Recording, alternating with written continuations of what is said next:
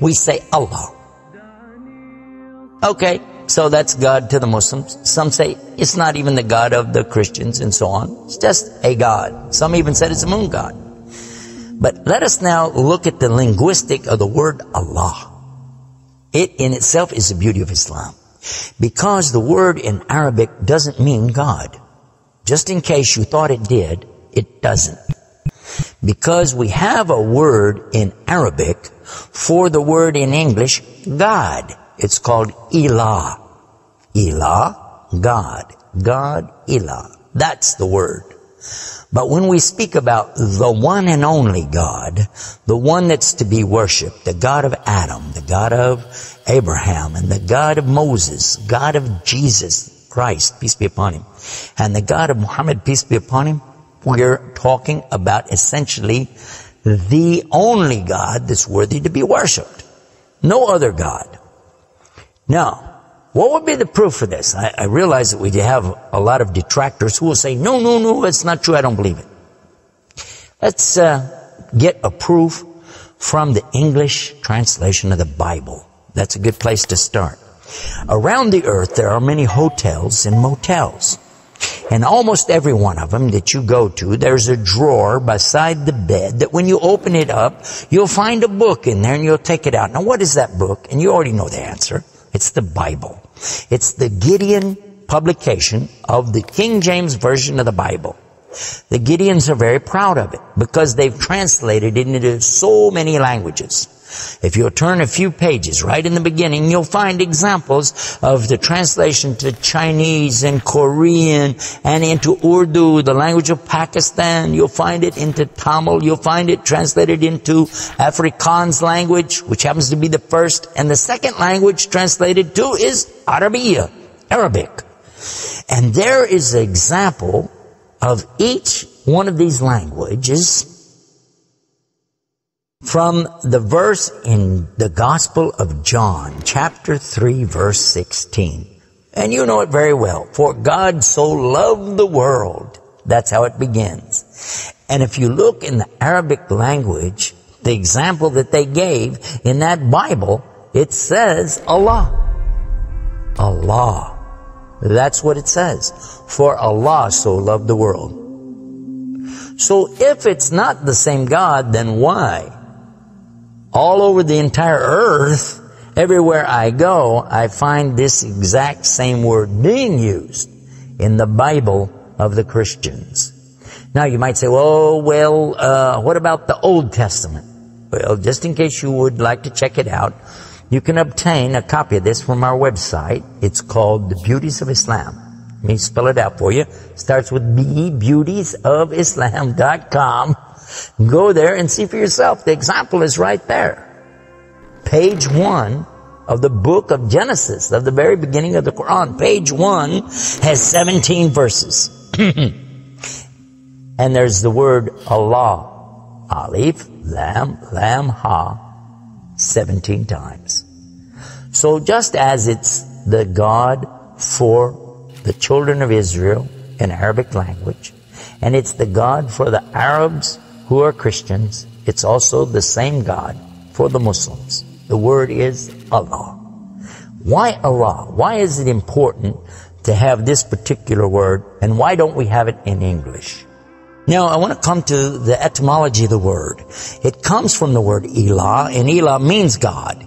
But God is defined as what? Anything that's worshipped, whether it be something you can see or you don't see, something you can touch or not touch, something that you can hear or not hear. A God could be anything. A God could be a rock, a stick, a stone, a bone. A God could be something that you could make with your hands. A God can be something you could use your imagination for. It could be a human being. A God could be anything. G-O-D, God, could be anything. But there is no word in English for Allah. So when you translate the word Allah to be God, you've actually diminished the meaning of Allah. That's why whenever you translate the Bible from English to Arabic, you need to use the word Allah instead of God with a big G, which now gives us a clue to the problem. In the English language, they only have one word, God. Little G-O-D. It means something worshipped. It could be idols, images, pictures, statues. It could be human beings. It could be anything. This is God's. Little G-O-D-S. But when you mean the God, you have to capitalize the G. You have to make a big G. Now, what happens if you're going to start the sentence with the word God? You have to make a big G anyway, don't you? So you wouldn't know if it was God, big God, or God, a little God, just any old God. You wouldn't know. Also, whenever you're speaking to someone, they can't see the letters. So when you say God, which God? What God are you talking about? In Arabic, though, it's clear. When you say Ilah, okay, he's talking about a God. And Allah is an Ilah. But he's also Al-Ilah, the only Ilah. And when you say Allah, this firms it up. And there's no doubt in anybody's mind that you're talking about the one and only God. The word Allah in the Arabic language cannot be made plural. There can't be more than one. Okay, that perfectly fits the unique God of the believers, because there's not more than one. He's only one. There's no God beside God. Second point is this: it can't be made female or male. There's no gender to the word. In Arabic, all the words have gender. All words have gender.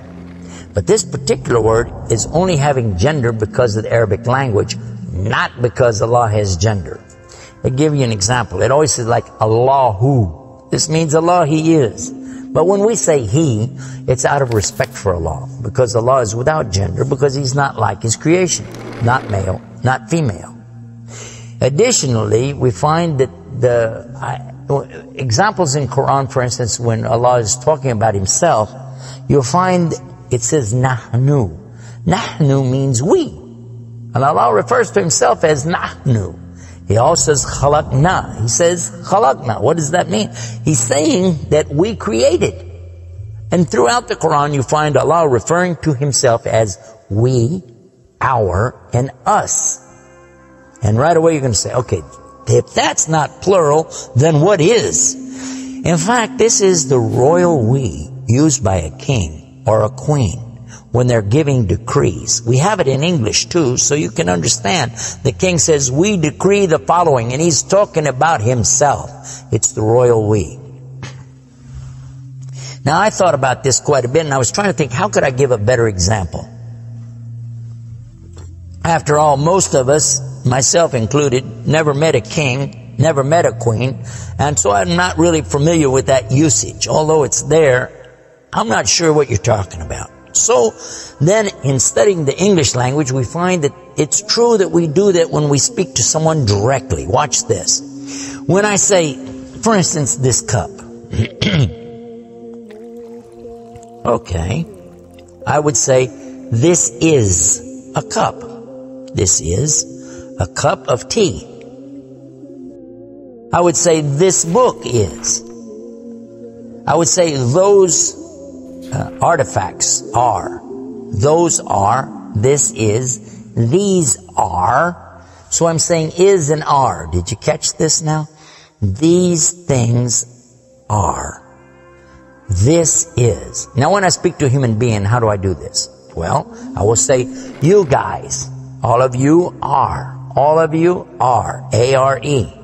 But when I speak to somebody directly, do I say you is or you are? I will say you are. Why? Simply because this is the respect, honor, and dignity that I'm giving. There's no plural there. When I say to you, you are my friend. You are a lovely person. But why am I saying are? Why aren't I saying is? You is my friend. You is a lovely person. You'll say, man, this guy doesn't know English language.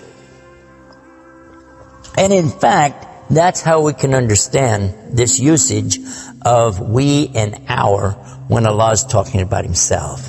This is the same as when I say I. I don't say I is, I say I am.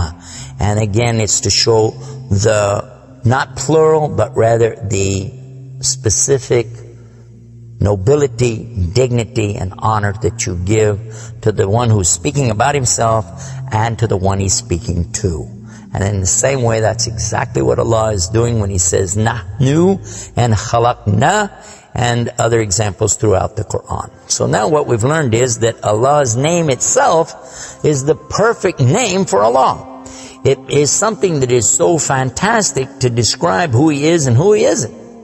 The one and only God. There is none other like Him, nothing like unto Him, Allah, and at the same time, the dignity, the royalty, the honor that's due Him is contained in His name. Not like anything else, not male, not female, and yet He is the all Allah, the only God.